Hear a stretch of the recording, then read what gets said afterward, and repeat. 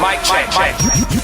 You are listening to a few bro dudes that will make you laugh, cry, or both. The Vanilla Gorilla and Dropkick Mike try to be funny, but let's be honest. They need to try harder.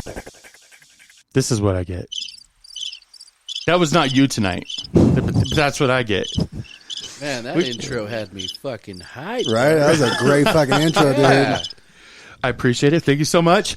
All right, guys, welcome to Double Barrel Brothers podcast. We got the late night feel going on.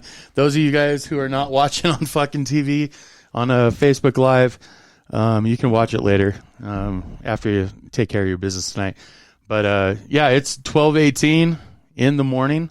The latest podcast we've ever done. Dude, thank you so much for doing that, man. Like making time for me like after the show and doing this late. That's cool as shit, man. I've never done a podcast this late ever in my life as well. Like this is the latest. Like this is cool as fuck. Wait, I know you guys are fucking tired. You drive everywhere, but comedians are night people anyway. Yeah, I mean, this is my wheelhouse. Yeah. You know, it's not. If you were to be like, hey, let's do the podcast at 8 a.m., I'm like, I'll see you next year.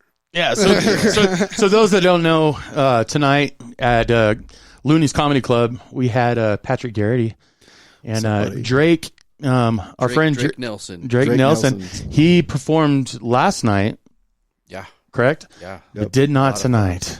No, he was producing he's filming my sets. You know, he was producing my little special here we're trying to work on. Nice. Yeah, it's not easy. It's not easy.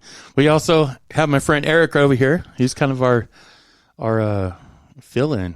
There you go. You know, see if I can't say something semi-intelligent and carry on the conversation. That's what I was thinking for myself. Being intelligent in this room right now just doesn't fucking matter. All right? Just be awake. Yeah, just if I start snoring, just slap me a couple times. Slap a chair over. Pour some water on me. Right on. Drop your balls on my back. I don't care. Give you the bag. If you do that, we're gonna have fucking problems. Bring that mic a little closer to you. I can get it up super close if you want. All right. We were already talking about it looking like a porno in here. This is a great setup, man. Right? I thought we were going to go to your basement and there was going to be like a Yeti blue mic next to a laptop and like we were all going to be on a couch like passing a joint. I've done a lot of those. Yeah, you know the bottle of lotion sitting next on the. Yeah, we're pulling up and I was you like, put dude, the lotion on. we're pulling up and I was like, this is a business. What is going on? This isn't a garage. That's what we're about, man. We're about being dope, professionals, man. and This is great. you know, maybe one day we'll make money doing it. I know you like. That's the same thing you say about your comedy, and Yeah, man. you know, It's a grind, dude. You just gotta keep like putting out the content, like pushing it, and you know it's a weird thing too because when you start, you know, like between my personal page and my fan page, like I got almost like 13,000 people, you know, like that are. Yeah. But at the same time, you just like, oh man, you forget like, oh these are actual fans, and then you put out content and like it does cool, and then you engage with them, and they're like, oh man, when you coming back to such and such, you know, I want to sign the car, and you know I mean, there's been certain things that have happened where like the fans kind of remind me that they got my back, you know, like there was I did a show last year in Portland, Oregon. This comedy club called Harvey's, and they bounced a check on me for fucking $1,200. yeah, I remember. Right? Yeah, you remember this. So yeah. So long story short, it took them over a month to give me my money. I ended up having to fucking put the guy's name and number on Facebook, and all my fans just bombarded him. Blew him up. Right? Yeah, dude, Yeah. it was great. And then like less than 20 minutes later, we got your money. Oh, now you got the money. It's amazing how that works. You know, it was just very cool, man. Very humbling, kind of. You know, where you're like, your fans are like, what? It's like I always tell Drake, it's like it felt like I was Lion-O from Thundercats. Like this guy bounced a check on me, Thunder, and they was like, who fucking bounced a check? You know, and then it was just like blowing this asshole's phone up, man. It was great. Yeah, that happened right after. Well, it happened before, but you got your money like directly, almost right after you came here. Right. Yep. Because I remember coming from there to here, and then I was heading out east. Yeah, that's a bummer that people got to, you know, shortchange people, literally. You know, because I think these are like, because this guy lives out of his car, fuck him. You know, like I don't have the resource. Like I'll just like, you know, fucking take whatever I can. Like, you know, the guy ended up being like, I'll give you a partial payment. I'm like, the fuck you thought of a partial payment? I was like, it's been over a month. I go, this is bullshit. You know, and he's like, well, you can either be reasonable and civilized and take a partial payment. you just get it when you get it. I'm like, what the fuck you think you're talking to? You know, it's just like, and I had no problem. Like, fuck you, dude. I'm gonna put I put his number up. It was great, man. Yeah. Like, especially when people treat you a piece of shit in this business. And you're like, well, dude, no. Yeah. Fuck that. Well, so this is new, Drake. You weren't traveling with him last time he was over here. Right. Yeah. And let me just say, like, I gotta tell, like, what a fucking great friend this dude is. Like, so a couple weeks ago, like, I just got back. I was doing a show up in Richland, Washington, and then I had to drive like 7.5 hours back to Southern Oregon. And I'm staying at my friend's. I was like, hey, if you want to crash here, and we got a spare bedroom, and I'm like, yeah, better than a couch. So I'm sleeping in the spare bedroom, and I had my car parked right outside the house on the street. And I woke up at 7 a.m. This lady smashed into my car. Said she fell asleep at the wheel and just destroyed like the fucking bumper, the fender, wrecked the axle, the control arm, shocks. So it's just like, it's not completely unfucking drivable. So now I have no car, and trying to get it repaired before I have to fucking leave the state. And of course, it's like everything's taking longer. You know, I have to, because I have liability. She has no insurance, so I got to pay everything out of my own pocket. So I'm just paying for all this shit. And then Drake's like, man, if you need to get the your next gigs, man, let me know. I'll drive up. Drove up from fucking Los Angeles all the way up to Oregon to come get me. Yeah. Right? Pick me up like a fucking 18-hour drive. Drives all the way up there.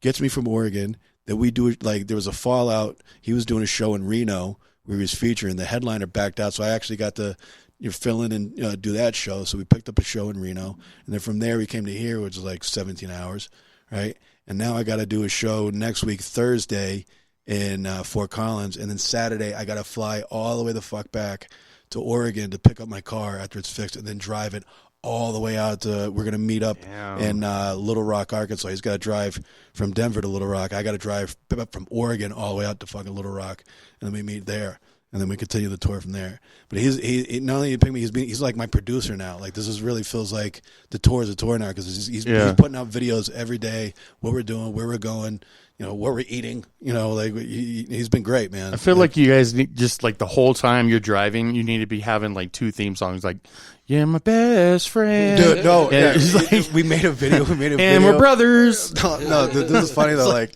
the first video I made about, I was like, dude, you gotta come up again. I was like, I'm totally fucked right now.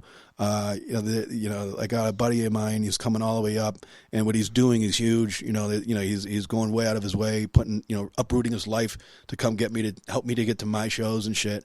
And then, like, as I'm saying this, the screen splits, and he's in his car singing, "I need a hero." Like, fucking, it's great, man. It's a fucking funny thing, man. He nailed it. Okay, so here's your video. We probably won't listen to the whole thing, but this is your accident video. Right, yep. So we'll just see if it pops up and without like an ad before it. No, there's no ad on it. Oh, there we go.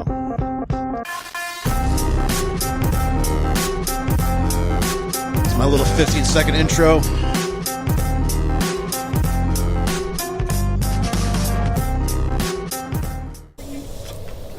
What's up, everybody, and welcome back to the Never Ending Tour. Currently in Southern Oregon, and the Never Ending Tour is in a world of shit. You sound so De Niro right now. You're just like fucking, because some lady agitated. Smashed into it while I was staying at my friend's house while I was parked outside on the street.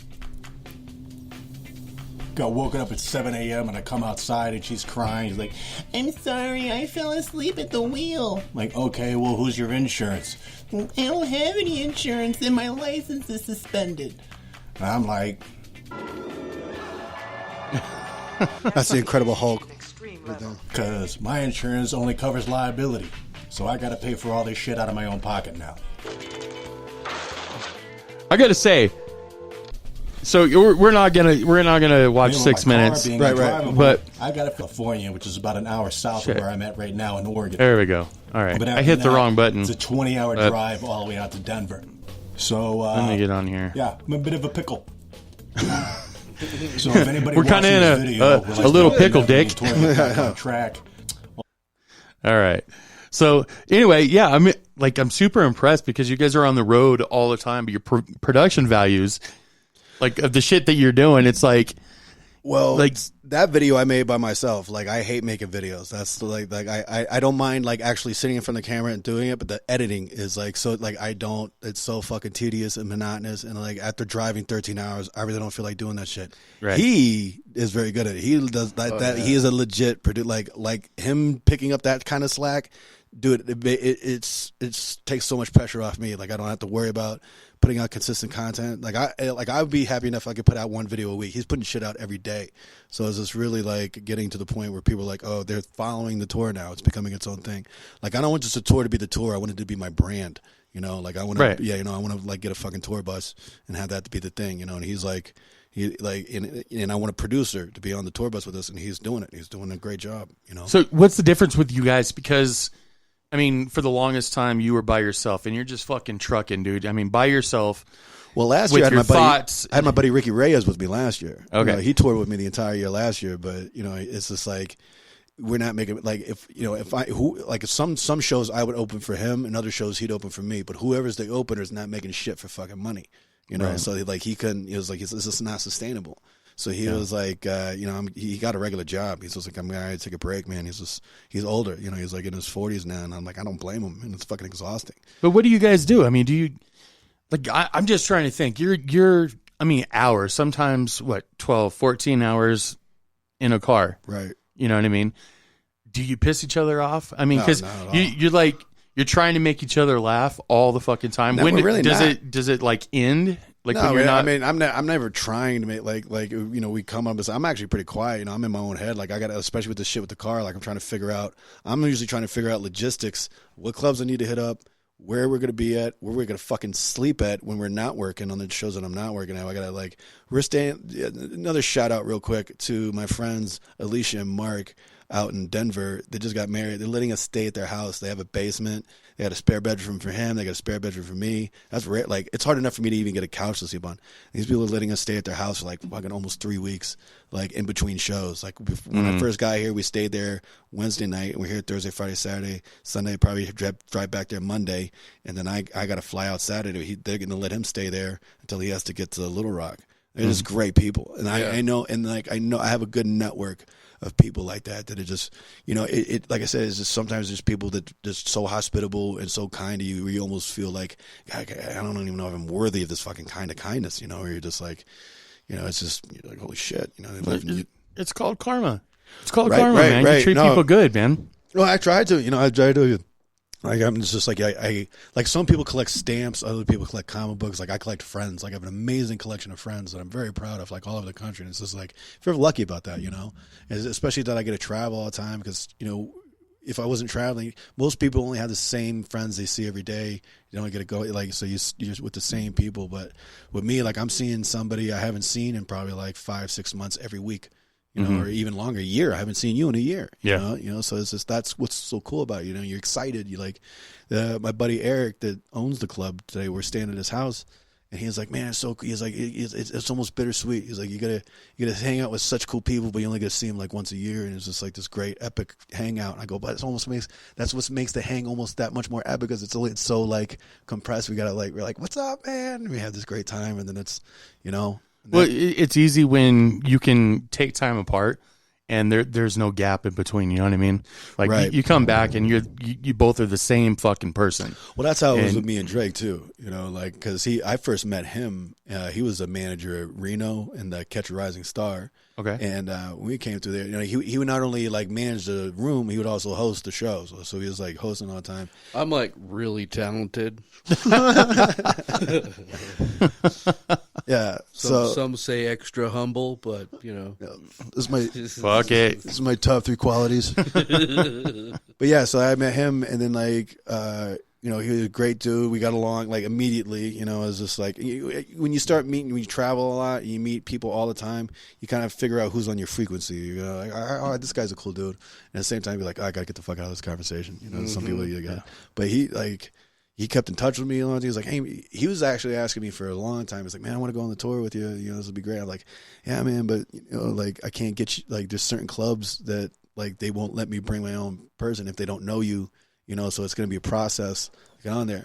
But he's been saving money and stuff, so he's got a little bit of cash, and he's like literally digging into his own life savings to come on the road with me and help me produce and trying to like get followers and get the Patreon built up. So what he's doing is like That's a very crazy. yeah. I'm like, dude, this is a huge thing he's doing. You know, it's very good for. There's a kind of trophy, friendship trophy that I could give him. You know, make one of that like 10-foot or something. Like, here you go, buddy. Good job, man. You're the best. Well, wait, Drake, with you, what's some of your material, man? Because like I didn't see you yesterday. I mean, honestly, I didn't have time to do research on you or anything. I don't blame you. So, what do you base off? Because everybody likes to base off like real life shit, and if you're not basing it off real life shit, no one's gonna like really feed into it. Yeah, man, I try and do material that's kind of relatable to everybody, you know. So I don't do like politics or religion or anything like that. I really like the joke about your niece. Yeah. Like that's a it's good a one. really quick, and it's quick. I can insert that whenever I want, you know. I try and sound like the guy at the end of the bar. You know what I mean? That like I tell stories. I'm observational. Like I was watching this guy drive this truck. He had a big banana on his head. You know what I mean? Just like you would. It doesn't. I try not to make it sound like material. If Right. that makes sense. Make it more like you're just hanging out type thing. Yeah. Like, you know how Bill Burr, like, he's just like the guy at the end of the bar ranting? Yeah. I try and kind of do that, but in kind of a more of a positive way, if that makes sense. Like, I try not to attack anybody or, you know, except, like, people with severe disabilities. Screw those people, right? Like, who needs these people? But, yeah, man, I just like making people laugh, you know. Yeah, and that's, I don't know, to me, like just being relatable. And sometimes you don't even have to have a joke. You know what I mean? Just go up there and tell something about yourself. And He's good with crowd work too. Like he's very good. Like with he's got a lot of charisma and he's very likable. And like when he gets on there, you know, people like the crowd gets at ease. You know, so there's certain people where like the crowd will like you before you even touch the microphone with certain people. And he's one of those guys. Like I have to fucking work like to like fuck this dude's face. I was surprised as fuck. Not one heckler tonight. Not one. No. Well, we didn't have any last night either, you know. So I mean, but now watch like fucking 5 weeks in a row, nothing but. Oh shit! I did it. Here it comes. But for me, like when I watch Patrick up there, he doesn't have a lot of lulls in his act, so there's not a lot of time for someone to shout something out. Plus, he has this aura about him that I think. I mean, he's been doing it 20 years, so when guys have that kind of experience, people don't like to challenge that. You know what I mean? Like, he's got that mystique about, like, you don't really want to get into a verbal altercation with a guy like Pat on stage because he's seen it all. You know what I mean? Yeah. You're never gonna win either. Like, it's also what kind of heckling are you doing? You know, if you like. Because I get irritated very fucking easily, you know. Like we're driving 13 hours, we're sleeping in my car. Like I gotta fucking come here. This is my best part of the day. This is what I'm looking forward to. I don't do stand up comedy for a living. I fucking live to do stand up comedy. You know what I'm saying? This is my purpose. This is like my sustenance for my soul. I love it. Like there's, you know, I'm passionate about it. You know, and this is my art form. And then I'm up there performing, and then they're gonna fucking shit on it. We were just talking about this the other day. That it was like in some of these clubs. You know, it takes like 5 years of like emailing and being like blah blah blah to finally get one date of just persistently. Hey man, give me a spot. There's only 52 weeks a year. To crack a roster takes so much effort and persistence and patience and like, you know, like people don't realize that. Like I did a show up in what was it? It was Grand Rapids. This place called Dr. Grin's. Beautiful room, great club. Literally 5 years. Hey man, I really want to get in there. Emailing the club and like I would work some of their other rooms. That's like their baby, and they bring a lot of bigger names in there. And then when the weeks where they don't bring big names, you know, they got a roster of guys. So only like fucking, you know, maybe 22 weeks out of the year, they're bringing dudes that aren't famous. You know, so it's even smaller, right? So I finally get a date there, and I'm doing my set. Everything's going great. And then there's this fucking table to my right, and they won't shut the fuck up. It's a dude and 3 chicks are at this table. And the 2 girls are talking to each other, and the guy and his girlfriend are talking to each other. And I just finally stop, and I just fucking stare at them. And then, you know, finally, the 2 girls that were talking to each other look up and they go, "Oh, so sorry, we're being rude." I'm like, "Oh, great, thank you. That's all. You know, I'm not even gonna fucking rip into you. You apologize, you address yourself. That's, you know, fine." The guy keeps talking. He's not even paying attention. He just keeps running his fucking mouth. And then finally I'm just staring. I go, look at this dude. Doesn't even realize I'm fucking looking at him, right? And then his girlfriend, like taps on his shoulder and tells him, you know, I'm dressing him, right? And he just looks at me and goes, do your fucking show. And he goes like that. He gives me like with his hand, like shooing me away. Dude, oh my God, dude. I wanted to fucking, I walk over to the edge, like, what the fuck you just do? Like, and he goes, nobody gives a shit about you. Just keep whatever. I'm like, you're fucking done. You paid for the fucking show, right, dude. Thank you. You know, the fucking lights, you know, and are directed towards me, motherfucker. Like this is, you know, and then the crowd was like, what the fuck is happening? So I just stopped. I go, you're done, so. I was like, you're out. And then the fucking security guy came out and was like standing next to him, like, yeah, this is you're leaving. Yeah. And then he went to sit back down. I go, no, you're fucking done. You gotta get out of here. And this one person started clapping, and then everybody else started clapping. And then as they're walking out, I'm like mocking them, like, oh, hey, how was your weekend? Oh, it was pretty good. I got slow clapped out of a comedy club like a fucking 80s movie. You know, I mean, you fucking piece of shit. It was like progressive, just. Yeah, it was like one person started, and then they get fucking built up, and he fucking got kicked out. And then and I'm just like, and it's not just like being rude, it's the it's like how oblivious to how rude they're being which is even more like fucking makes me angry. Yeah. You know, and it's just like, so he was just blatant like a piece of shit, you know, and then I have other people like they'll just talk. Like like there's a show not even going on, they'll just talk a bunch of stuff, and that drives me the fucking nuts. So then I stop and like, what do you guys, you know, am I interrupting you guys? What's going, you know, like fucking, you know, so it's just like I hate having like I want to be here. I fucking booked this gig. I want to be here. I'm here. You know, I'm good at this. I've been doing this for 18 years. The only reason I'm here is not because I'm famous, because I'm fucking good. Because I'm here because I'm hungry and I'm doing, you know, I'm living to do this, you know.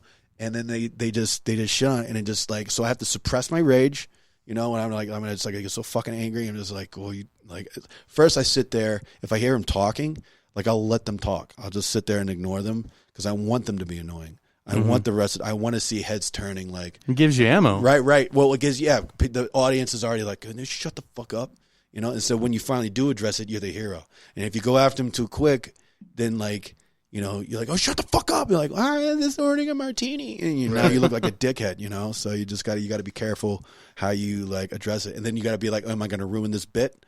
You know, like how far? Like some of my bits are longer, you know. So I'm like, oh, I got to bail on this fucking bit now, and then address them, and however long that takes, and still adjust. Like, okay, so I had to fucking talk shit to them for fucking 3 minutes, and now it's ruined, and now I got to fucking, you know, get the shit back on track here. Yeah. All while you're talking shit to them.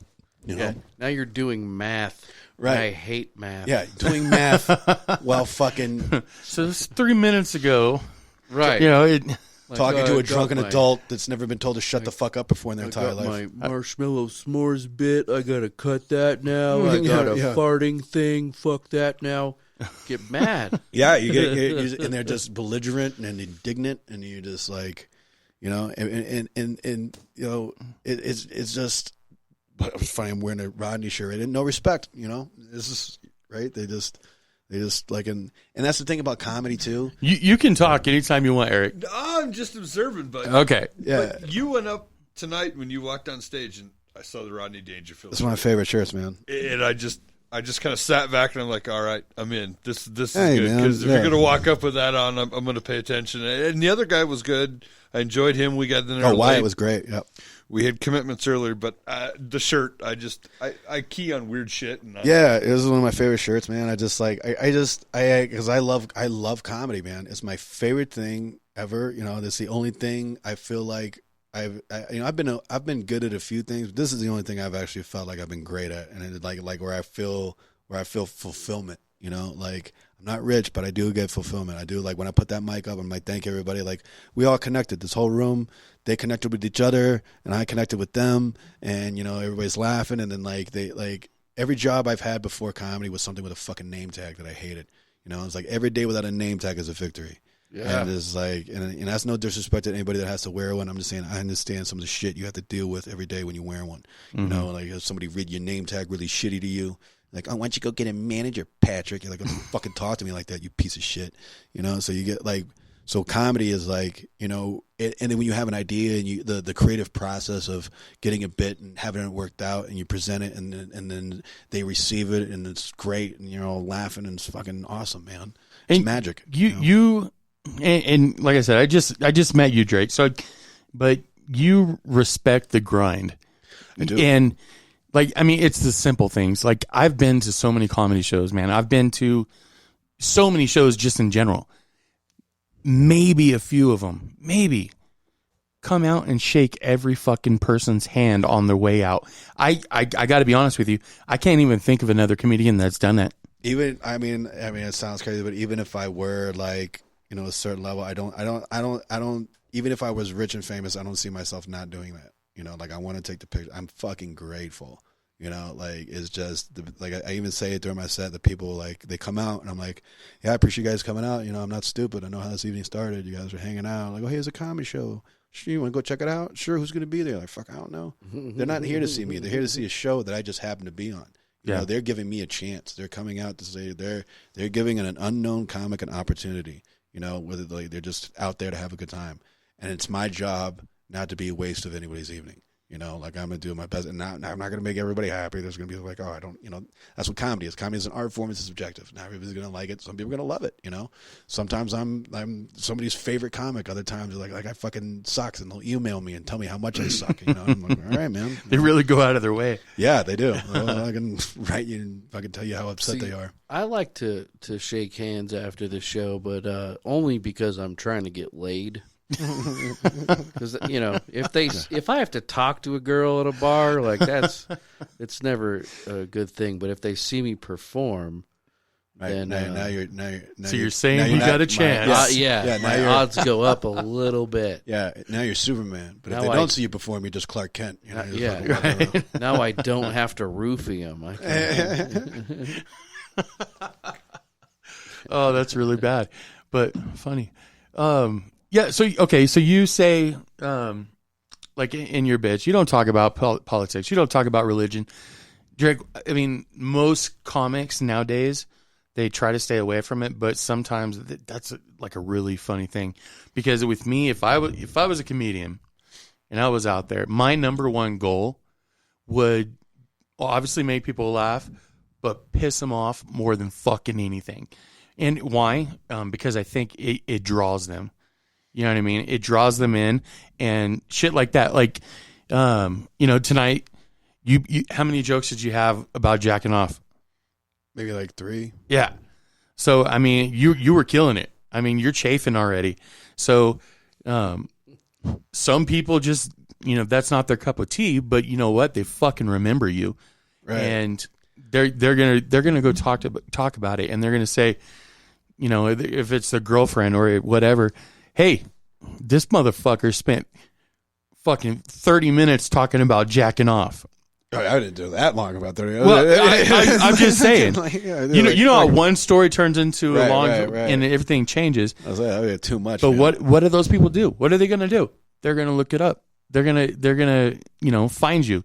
Because they want to know how long you jerked off. Right. It's like, is this guy a fucking marathon? Well, because some people like, it's just like some people like, you certain clubs you do, like, you get audience, some people like the dirtier shit. I'm like, oh man, I don't have that much dirty shit. I have this is it, and that's it. Oh, welcome to Colorado. Now I'm doing fucking Ninja Bear bits or whatever the fuck, you know. I'm like, all right, we're gonna go over here now. We're gonna get weird and, you know, whatever. Like, and that's another thing I like, you know, with my material. I try to do is, like, you know, try to make every bit its own bit, like, unique, and I'm very proud of that, at least, you know, because every bit, because I'll go around and then people will be like, oh, you didn't do that bit, and then I was hoping you'd do this bit, and it's just like the different people have their own favorite bits, you know. Like, I had one guy tonight, he was like, I hope you do the Ninja Bear one, and then it was like, oh, I like the turtle bit, and it was like, so every, you know, I like that, you know, it's every kind of, like, people remember certain bits about, you know, or like, oh, I remember one time in one place, and they're like, oh, we were talking about one of your jokes fucking just a week ago, and blah blah blah. I was like, that's great, man. It makes me feel good, you know, that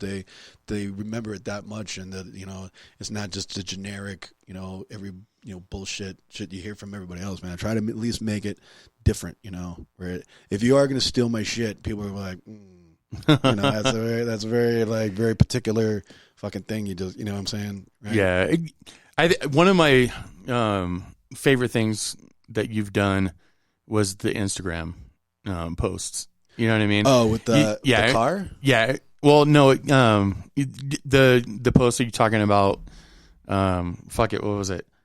You had 3 of them. You're talking about the Twitter. My Twitter or whatever. Okay, yeah, you're talking about the Junior Burger or whatever. Yeah. No, so I started doing that recently. Recently, like not the past couple of years, but like, I had my fan page for a while, and then I wouldn't even promote it. I would just be like, hey, I just have it, and then hopefully let them take the time to look me up if they want it. But now it's like, fuck that. Like you gotta really fucking sell yourself, man. And I hate it. I'm not a salesman. I don't like asking people to like me. Like I just want them to. If you do, you do. If you don't, you don't. But now it's like this is what matters. These are the followers. So I got my Facebook is up to like almost 8,000, but my Twitter is very low because it's like I don't tweet all the time because like I'll fucking lose people for some of the tweets I do. Like even though it's like 30 likes and blah blah blah, my thing will go down. It's very hard to like tweet something that you gain followers. So like now, but at the clubs when I'm doing a show, if I read a couple of my tweets. And then they like them. Then I know it's like I got like 4 new Twitter followers a night, like from that crowd from this tonight. So that was great, But like letting them know what the type of shit you're tweeting about if they want to join. That's that's fun, So then they kind of like you let them know what they're in for, Otherwise they'll fucking get offended about whatever. I love it when comics, comedians, and I think there's a difference between the two, but it doesn't matter right now. So. Using old material and bringing out your new material because like the Twitter stuff, like when you were here last year, we were talking about that. I mean, you talked about it on the show, right? I mean, that shit kills. It doesn't matter like how old it is. It kills every single time. And you could fucking make anybody laugh doing that shit. And then you add your new shit, but no one knows the difference anymore. You know what I mean? That's why there's comedians like Cat Williams that uses the same fucking material over and over again, and Iglesias, and all these people just if you like, I don't know like how many shows you go to, but going to his show, he literally will cut it off like 15 minutes early and ask the crowd if they want to hear his old shit. Oh, how nice would that be, dude? Dude, I opened for. Go ahead. Well, what I wanted to point out is that is, I think, the fundamental difference between music and comedy is when you write a hit song, people want to hear it. People want to hear it, and they'll play that song for 30 years. But if you're a comic, you got to come up with new shit, unless you're Seinfeld or you get to a certain level like that. So there's not a lot of people who can get away with it. But I would love to. Maybe it's because I'm just lazy. I mean, well, right now, like I was telling. I don't have to write new shit. All right. Yeah. I opened up for Mitch Hedberg once back in the day, and he crushed so hard, and then like people were almost finishing a couple of his jokes. He goes, "Yeah, apparently you do not like the order in which I decided to put my material." In. It's just like, they're like, "Do the blah blah blah," and so they're like, people were yelling out which bits they wanted to hear. And he crushed it so hard, and then he got off, and he had to do an encore. People fucking they were like people stopped, and he came back out, did another fucking 10 minutes for him. One of the nicest guys ever. And it's just like I want to get to a point, for me, like my pursuit of happiness for me is to get rid of fucking anxiety and worry. Like it's just like I want that check engine light off my fucking dashboard. I just want to know, like I want to be like I don't give a shit about being famous. I just want to be famous enough to where bookers email me back, and then I can keep my date when I get it, so I don't have to fucking get bumped for Screech or whoever the fuck, because I don't. He came to Lonnies too. Right? No, I bet he did. And then, so I just want to have to be established enough where I like, I could put some asses in seats. I don't have to worry about where my next paycheck's coming from, and just, I'm so tired of just fucking surviving. Like. Well, people are like, man, you live in the dream. I'm like, no, I'm fucking chasing it. I'm chasing it, but it's just not sustainable. Like I don't own anything. I don't have any. I'm tired of sleeping on couches and shit. I want to fucking pursue something. So like right now, when I first started comedy, when I was early, when I had a day job, man, I was fucking nothing but material, man. I was like, oh man, this would be a good joke. I was obsessed with like fucking create material. You know, like 85% of my brain was dedicated to being like, oh man, this would be a great joke, blah, blah, blah, like obsessed over it. Now that I'm in the business, now I'm an actual comic and this is my life, man, 85% of my brain is dedicated to logistics and where am I going to sleep and, you know, emailing this club and this and that. You know, it's just fucking check engine lights on. My phone bill's due. You know, it is like so much. I got to fucking fly back to Oregon and get my car that was smashed in and drive it. And hopefully these used parts that are in this 99 CRV that's 20 years old will get me to fucking Arkansas, you know? So it's like I'm a little stressed, you know? So I'm not creating. And then when you get to a club that you've been trying to get into for fucking 5 years, you're not going to go out there and do new shit. You're going to go out there and do the shit that you know works because you want people to follow you. You want to build a following and you want to come back to this fucking club. You know, so it's just like it's almost a tightrope where you're like, you know, I consider myself a slow writer. You know, I'll have bits and I'll add on to shit, but like to put a brand new bit into a set that I know is already good, like it better be just as good as the shit that I'm already doing. You know, I got to work it out, but at the same, you know, you gotta figure out what shows you're gonna fuck around with. You know. Yeah. Do you guys prefer? I mean, you got the smaller rooms, the Ice House, and I mean, there's just, I think the more comfortable version of comedy is to be in a small room. Yeah, I kind of like that a little bit more. Like, you know, I mean, because I've done clubs like the West Palm Improv, and I think it's fucking massive. But it's still when it's packed out though, it's amazing. But I also like the tight room. Like, you know, there's rooms like that's a nice fucking tight. Oh, there's this place called the Big Hunt in D.C. You go downstairs, there's this tight basement fucking thing, and it's great. Low ceiling, you know, and it's just like it's almost like when you get a fucking big laugh, it's like an eruption, you know. It's great, you know. I like the rooms like that too. You just really feel like, you know, you just dominate a room like that, you know.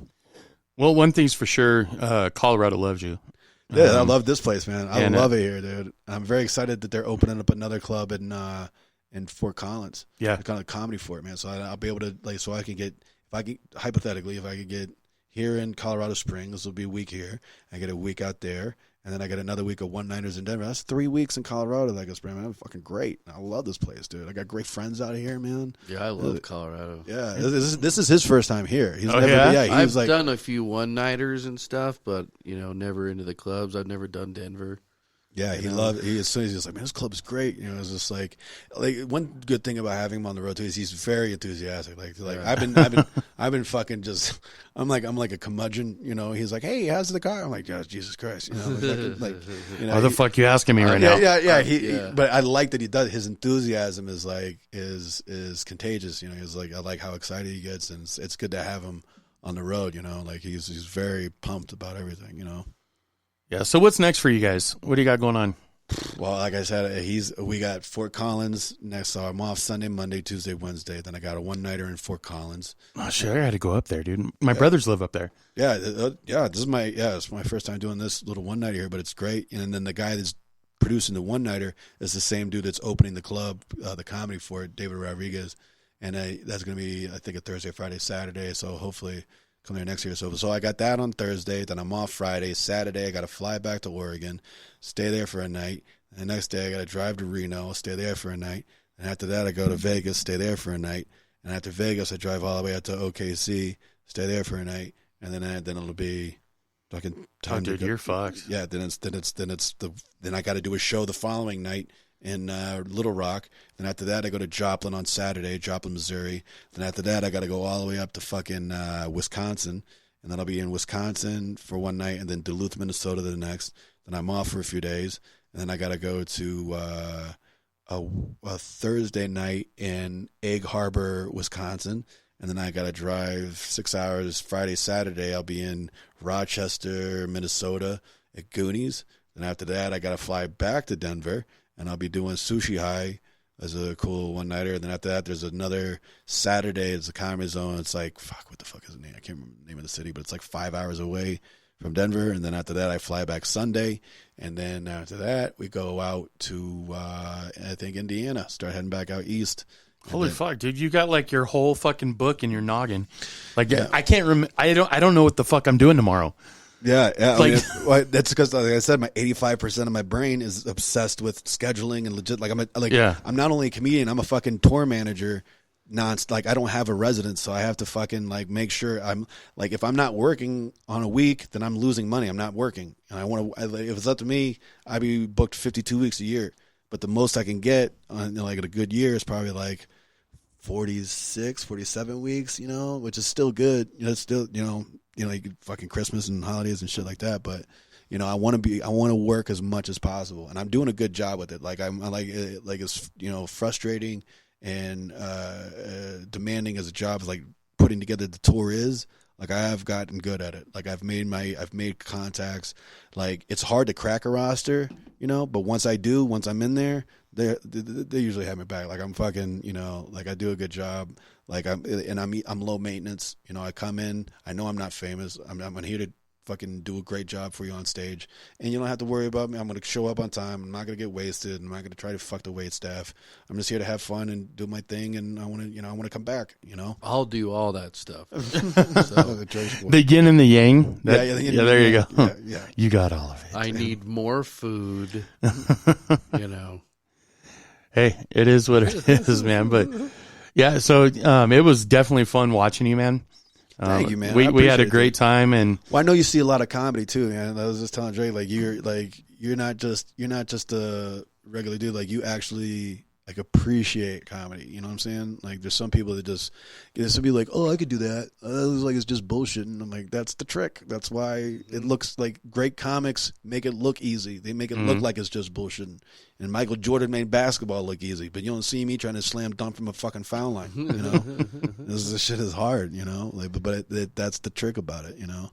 I mean, I love it, dude. That's fun, man. And then anytime anybody says great job, great show, I appreciate it. But it means a little more when people who are like you who actually seek it out, like comedy is like a thing for you, like music is to people.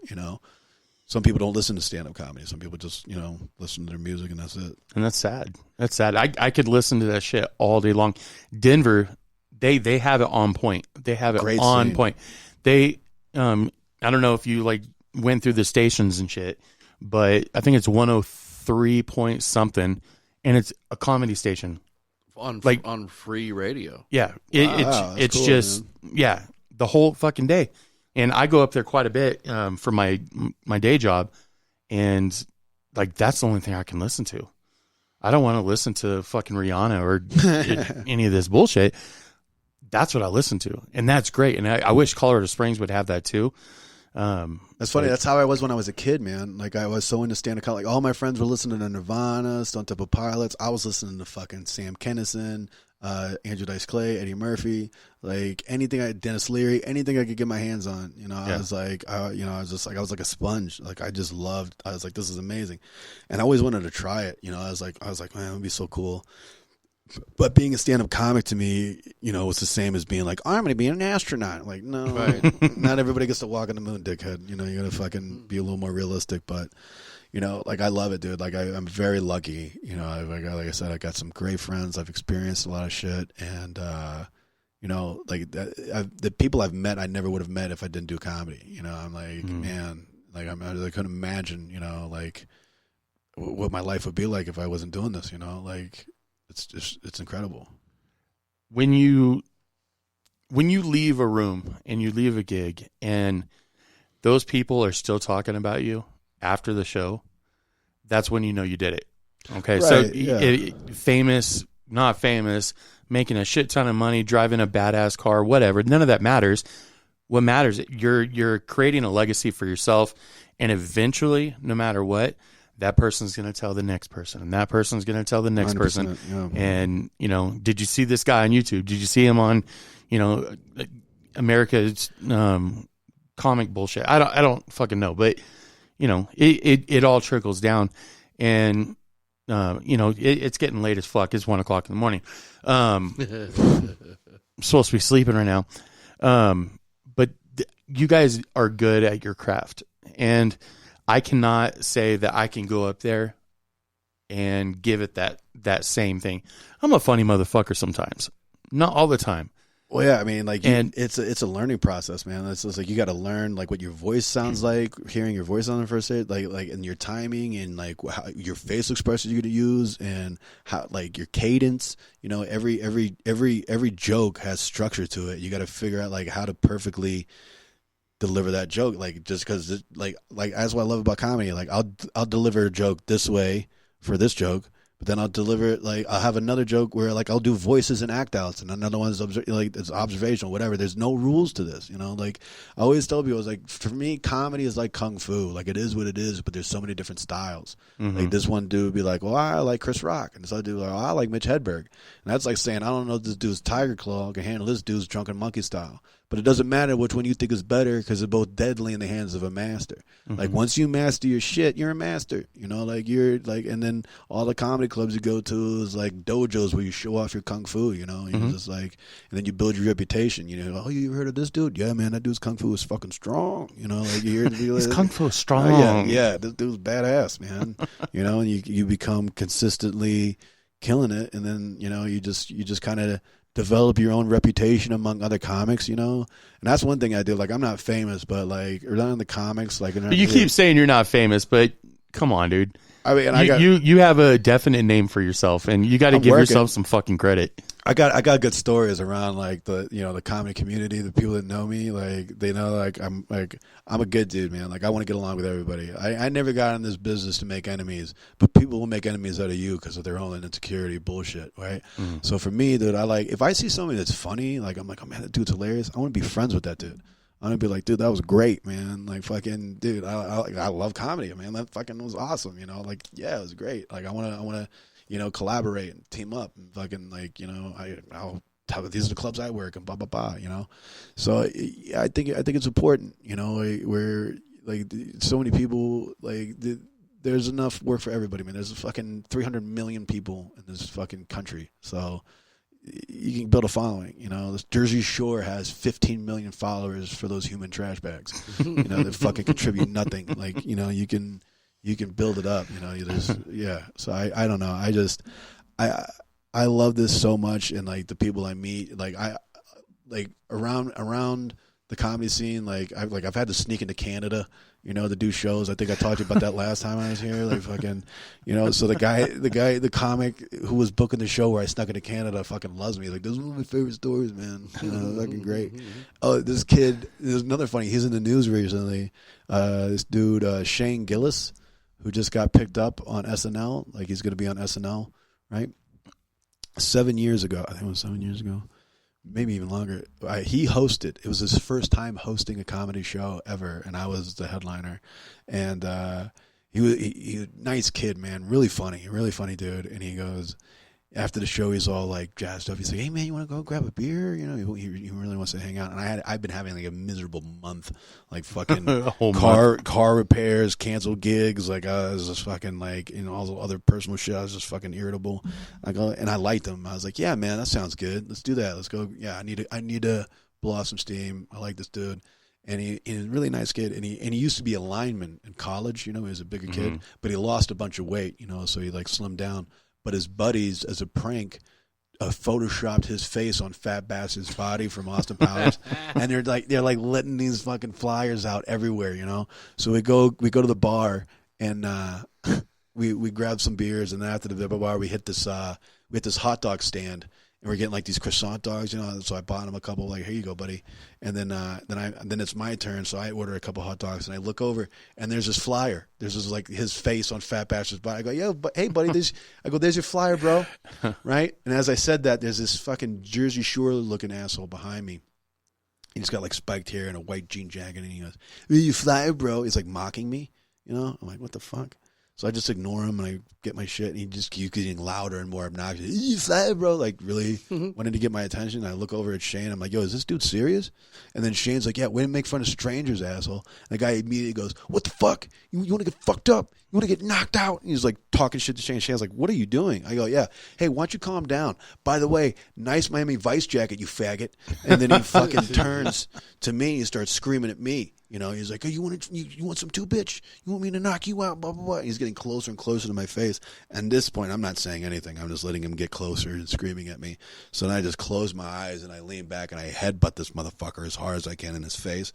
And then I smash his face so hard, like I open my eyes. He's not even an arm's length, and his eye's bleeding. And he goes, "You fucking headbutt me, bro!" Like he couldn't, Bro, did you really do that? Yeah, the look on his face was like when you triple jump a 4-year-old in checkers for the first time. They're like, "Whoa, you can do that?" You know. And then after I crack this dude in the face, I hear Shane behind me go, "What fucking planet are you from?" Like, this is his first time hosting a show, and he's just like, "What the fuck is happening?" You know. So I was like, it felt like I beat up a real life Karate Kid villain, dude. It just felt so good. This piece of shit, and I immediately I felt so much less stress. You know, I was like, that was almost as good as the shows for that weekend. It was so fun, man. But yeah, just having him like, you know. Like that's his first time. That's his first time hanging out with me. You know, together. We're like, yeah, let's go out, and I just smash this dude in the face. That's crazy, dude. That was great. I can only imagine how that would look in person. Yeah, it was great. We talked about it the rest of the night, how fun it was. We were laughing. I don't think I've ever seen anybody headbutt anybody unless it's on a fucking movie. Right, dude, because you crack them in the bridge of the nose, and then their eyes water up, and they can't see anything. Yeah, and then they sniff it out, and then their eyes just go. Yep, exactly. And now they're like, now they want to talk. Now whatever fucking thing, they're like, can we discuss this like adults? You're like, oh, now you want to fucking, and then you like me after headbutting them, like I could have just fucking annihilated this kid. After I fucking had, he couldn't see anything, like, and I was like, oh man, I could just fucking crack your shit right now, you know. But I didn't. I was like, all right, like, hopefully that'll be enough for him to shut his fucking mouth before he wants to scream at people in public. No, I'm just gonna stand here and let you roll yourself up until you sucker punch me, and then I get my head cracked open on the ground, and I could be hot dog stand knockout face guy on fucking YouTube for the rest of my life. That'd be good. Let's do that. I get some more Facebook likes, though. Right? Yeah. You know? Hey man, make that noise you did when you were like gurgling on your own blood when that guy fucking smashed in your face.